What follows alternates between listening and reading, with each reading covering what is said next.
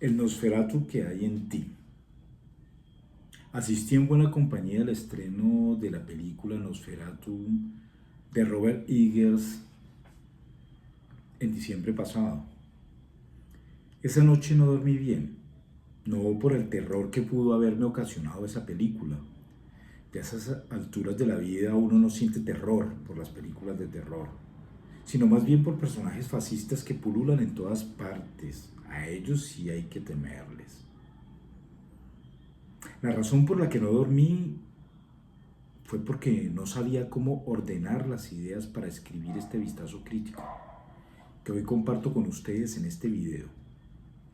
Y me parece que hoy, día de luna llena, del 13 de enero, es un momento propicio para desarrollar esta reflexión, dado que es en noches como estas que acontecen tales historias de vampiros. Es posible no hacer esa genealogía de esas tres películas que le preceden y las otras tantas que hablan de ese conde vampiro, chupacuellos que huye de la luz del sol, habita en castillos lúgubres, rodeados de perros salvajes, y solo sale de su féretro cuando se obsesiona con un cuello hermoso como el de Helen, la prometida de Tomás, el joven abogado que trabaja en una agencia inmobiliaria vendiendo castilletes.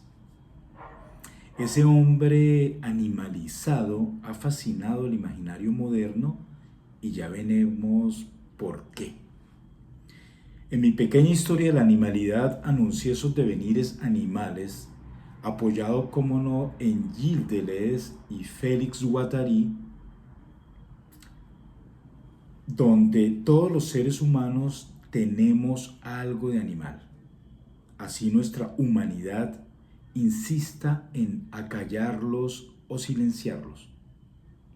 Por tal razón es que nos rodeamos de ellos para domesticar nuestros temores, para domesticar a la bestia que hay en nosotros mismos o en el peor de los casos, para proyectar en ellos todo lo que no deseamos o negamos de lo humano.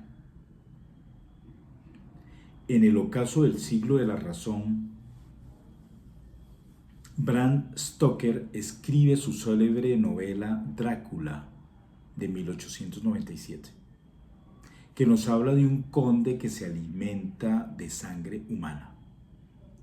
El mismo Goya, un siglo antes, nos había anunciado que el sueño de la razón produce monstruos, 1799, y no era para menos.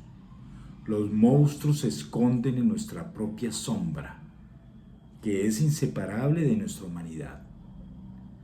Por tal razón, Friedrich Wilhelm Murnau, haciendo caso omiso a esa idea estúpida que insiste en que no se puede llevar al cine una novela, realiza, ignorando la demanda de la viuda de Stoker, que lo acusa además de plagio, su película Nosferatu, una sinfonía del horror, que ve la luz en 1922 en las pantallas y convirtiéndose en una joya del expresionismo en blanco y negro.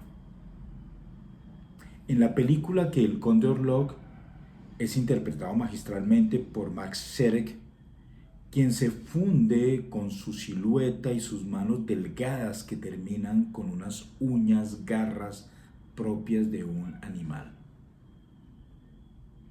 ¿Cómo no traer a la memoria la versión de Werner Herzog, Nosferatu, El fantasma de la noche, de 1979, y esa interpretación inigualable de Klaus Kinski, que deviene un vampiro?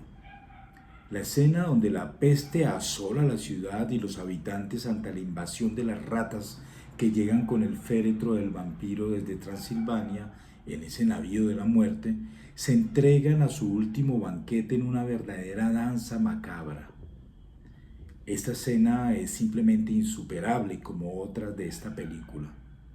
Así la versión de Eggers del 2024 le haga un guiño a esta escena en su película, que es simplemente fascinante, y ya les cuento por qué.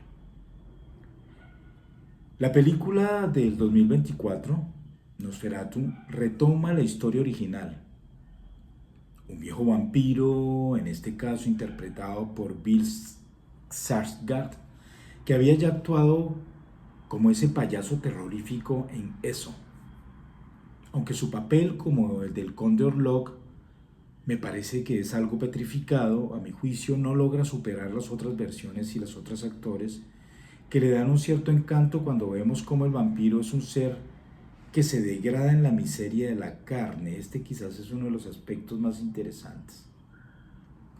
El mismo Willem Dafoe, que actúa en esta película y que ya había actuado en esa maravillosa película La sombra del vampiro del año 2000, interpreta a Max Scherer, que interpretó al Conde Orlok en la película de Marnot. Es mejor Willem Dafoe en ese papel de la película Nosferatu actual, y que en esta ocasión decide no ser el monstruo sino el doctor Eberhard von Franz, que descubre cómo acabar con el mal. Y la mejor manera de hacerlo es dejar que la doncella se entregue al vampiro en la noche de luna llena, para que éste, en la locura de la pasión y la veridad de la sangre, no escuche el canto del gallo y la luz del amanecer que lo fulmina. Pero ¿por qué escribir o reflexionar sobre algo que ya ha sido tan documentado sin ser yo crítico ni experto en cine? Lo que a mí me interesa en ese aspecto psicológico es que se hace evidente en esta película más que en las anteriores. La mujer confiesa a su joven esposo que ha logrado escapar del castillo, que mucho antes de conocerle había invocado a esa sombra que llega en la noche y solo logra calmar su deseo, que era visto como un mal propio de la histeria, que en griego, recordémoslo, significaba útero. Cuando Stoker escribe su novela Drácula, la histeria es reconocida como una enfermedad exclusivamente femenina.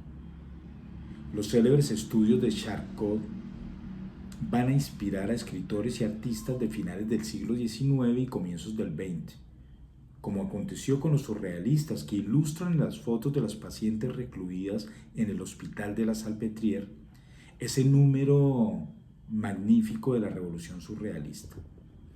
En efecto, esos pacientes parecen estar poseídas por una especie de furor divino propio del misticismo.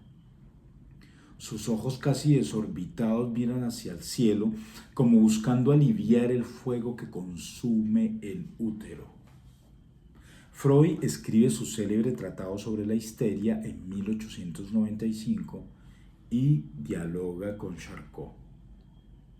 Lo que consume a esas histéricas es su propia sangre, que en cada ciclo desangra su interior, manchando las sábanas del preciado y vital líquido.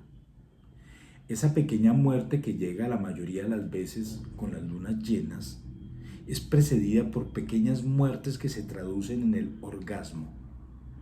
El francés, para hablar de esto, se refiere a la petite mort. Pero ¿cómo ver esto como algo natural en una sociedad marcada por prejuicios morales? ¿Quién puede tener placer sin haber pasado por el sagrado virginal matrimonio? Así los vampiros hayan habitado desde la antigüedad dentro del imaginario colectivo, es en el siglo XIX cuando pululan y aparecen en cualquier sombra, en cualquier rincón, pues es con el siglo de la Ilustración que las sombras cobran mucha fuerza. Lo sobrenatural se impone y es el terreno fértil para el nacimiento del vampiro, que es la encarnación perfecta del amor. Pero no del amor conyugal, por supuesto.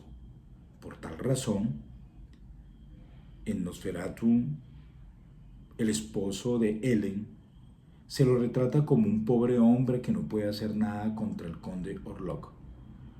El amor del vampiro es un amor pasional y carnal, de mordidas y rasguños, de chupadas y de sangre. Por tal razón, el arte ya siente la libertad de retratar lo que pintó. Edvard Munch, por ejemplo, retrata con cierta teatralidad y con mucha tranquilidad una escena pasional titulada Amor y Dolor, de 1895. en la que el vampiro es una mujer que muerde el cuello de su amado que sucumbe ante el regazo de su amada. Su cabello rojizo se escurre como hilos de sangre sobre el amado que es recubierto por esa extraña cabellera mientras reposa en los brazos de su amada.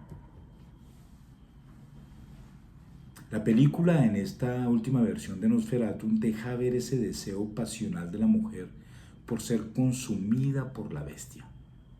Tú no lograrás darme ese placer que él me da, le dice Ellen descarnadamente a su esposo, que afectado por tal confesión hace el amor con furia con ella, sin llegar a complacerla.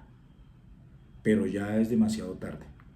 El vampiro no solamente ha hecho suyas a su prima que esperaba un bebé, sino también a las dos hijas, y quizás a otras mujeres de la Wisborg, ciudad alemana, donde el conde se traslada dejando atrás su querida Transilvania, engañando al joven Tomás. El vampiro es el único monstruo imaginario que logra apaciguar el fuego del útero, la verdadera pasión que va más allá de la reproducción, traducido en la terrible psiquiatría moderna marcada por una mirada masculina en la histeria que se convierte casi en una patología. Los colmillos clavados en el cuello son una metáfora perfecta de la penetración y del cuestionamiento de la virginidad.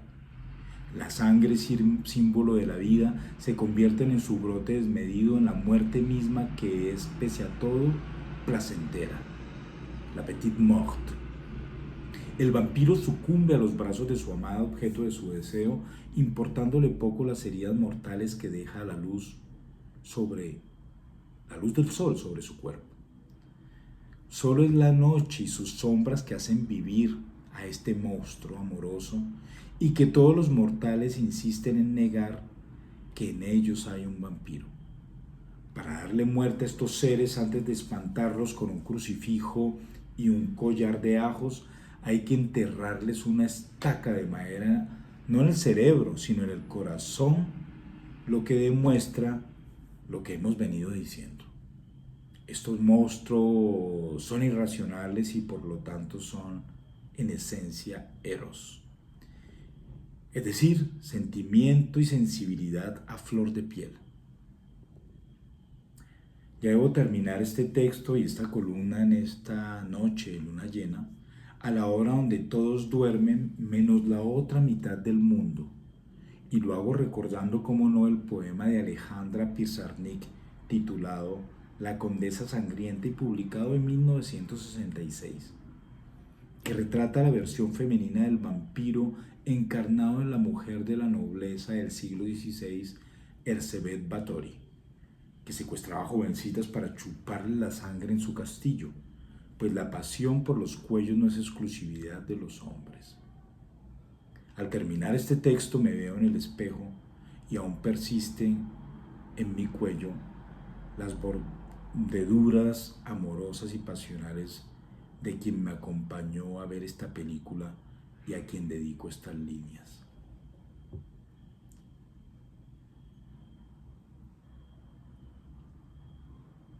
El asunto es saber si aún me veré reflejado en el espejo